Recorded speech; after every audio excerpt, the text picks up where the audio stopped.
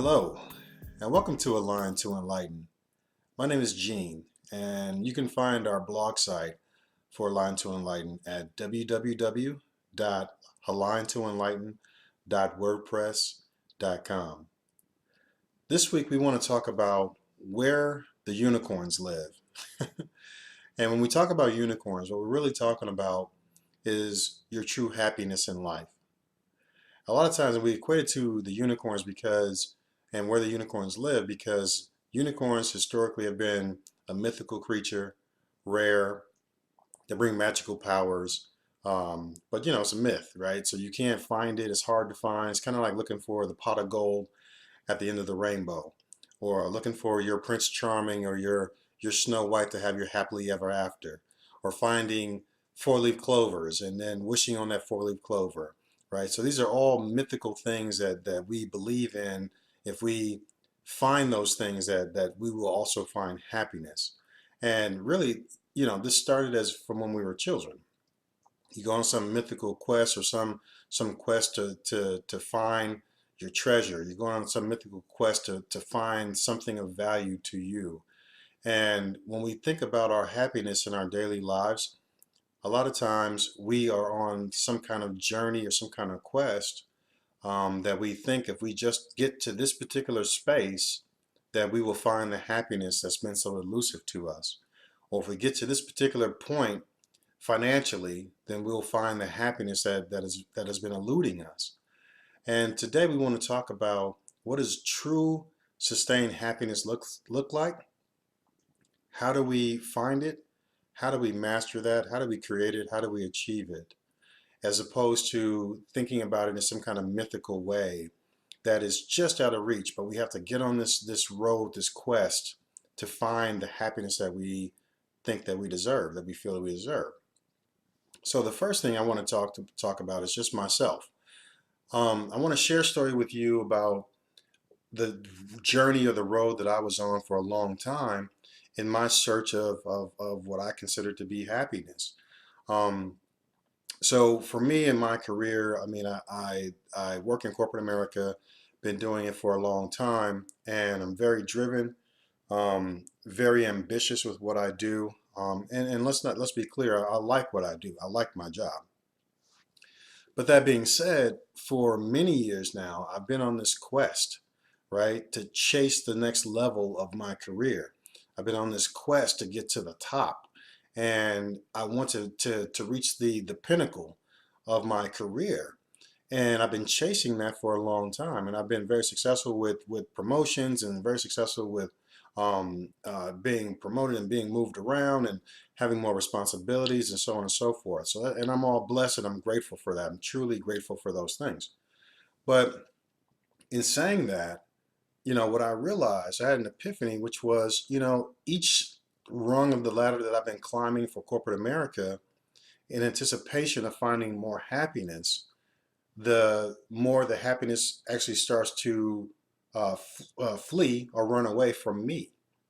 And so, I had this epiphany. I was talking with my sister, and who's also very corporate driven, very successful with what she does. And we were having a conversation. I said, hey, you know, I don't feel the happiness that I thought I would feel once I got to this other space of promotion in my career. I don't feel the happiness I thought I would have. And she said something similar to me. She's like, yeah, I feel the same exact way. So then it started to make me think, and we all know that money doesn't buy happiness. Okay, we've all heard the cliche. But again, when you have a goal and you are reaching for that goal and you achieve that goal, then yeah, you would think that there would be some type of sustained happiness in that space. And the reality is that is not the case because it's the thing that we're looking for or the thing or the person that we're counting on to bring the happiness to us, and that is actually the backwards way of going when we should be looking at from within. What is making me happy from within? And how can I recreate that so therefore I'm happy throughout life? So when we talk about happiness, it's not elusive, it's not fleeting, it's there within you on a daily basis as long as you can acknowledge it and find it and grasp it and see it for what it is.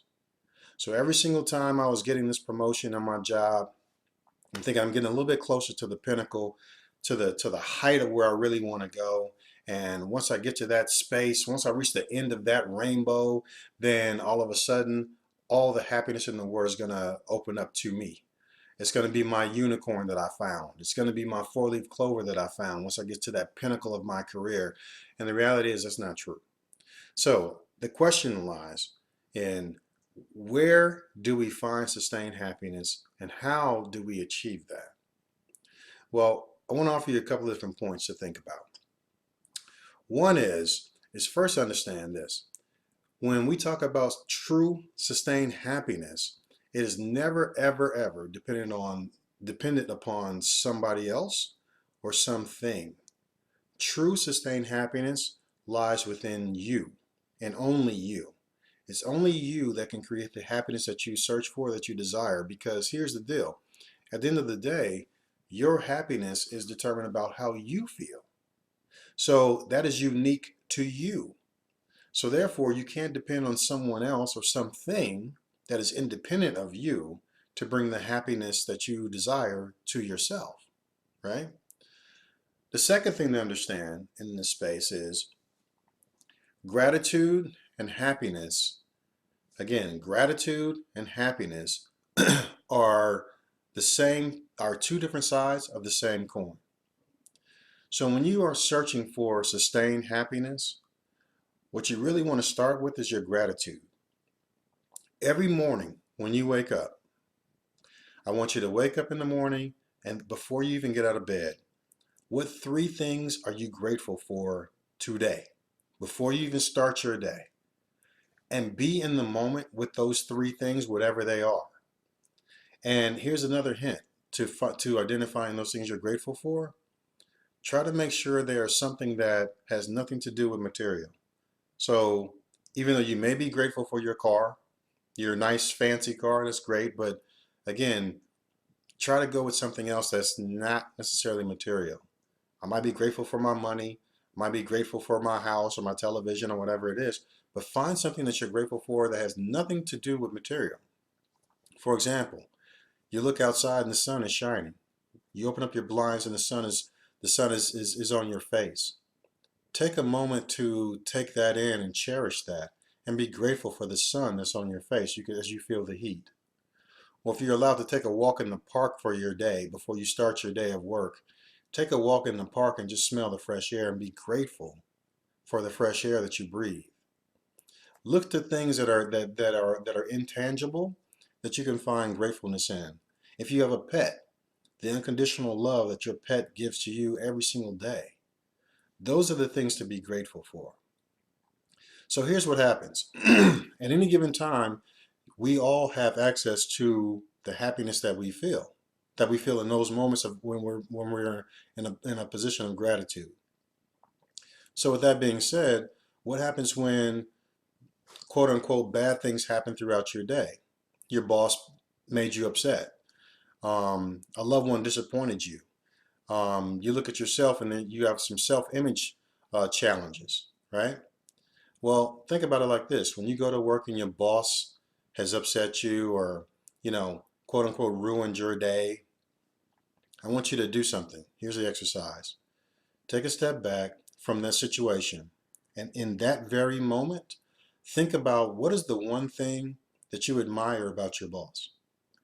Granted, they made you upset, but take a look at them and say, what is the one thing that I can put my finger on that I know I admire in that boss, that I appreciate in that boss, that I desire to be more like, whatever characteristic that might be, from your boss to yourself. Think about that and then focus on it. Focus on that one thing, not the thing that made you upset. Focus on the one thing that your boss has done or is doing, or that part of your boss that you really admire, and just focus on that and start to see the gratitude that you feel by being a part of that. Your significant other disappointed you. Again, do the same thing. What is the one major thing that you can think of that made you fall in love with that person? Or what is that one thing that that person does like clockwork that you can guarantee that that's what's going to happen and you can stand and believe on that? Look at those things when these people disappoint you. Or if there's a self-image challenge, you look in the mirror and you're disappointed, you're upset with yourself because you haven't been able to lose the weight that you've been wanting to lose, that you vowed to lose in January. It's part of your resolutions. And here it is, you're middle of the year and you still have not lost that weight. And you're disappointed with yourself. Well, take a step back. And what is the one trait about yourself that you stand on and put your chest out and you are so excited about that? Focus on that one thing. And when you find gratitude in these things, you find gratitude in that thing that even though your boss made you upset, but yet and still you singled out the one particular thing, the one particular trait about your boss that you really do admire, and you focus on that. Or when your loved one who's disappointed you or whatever, and you focus on the one thing that made you fall in love with that person in the first place, and you start to feel that. When you are looking at yourself and you say, hey, I might not be perfect, maybe I haven't lost that weight, but you know what, I got a fantastic sense of humor, and you focus on that. These are the things that start to turn your attitude around. These are the things that start to turn your emotion around, because gratitude and happiness are the same coin with just two different sides. So again, focus on those things, and throughout your day, like I said, when you wake up in the morning, you give off 3 things that you are grateful for before you even get out of bed, and focus on those things. Pay attention to how you feel when you're doing that, because what happens is you're going to feel a lighter sense of gratitude. You're going to feel a lighter sense of yourself.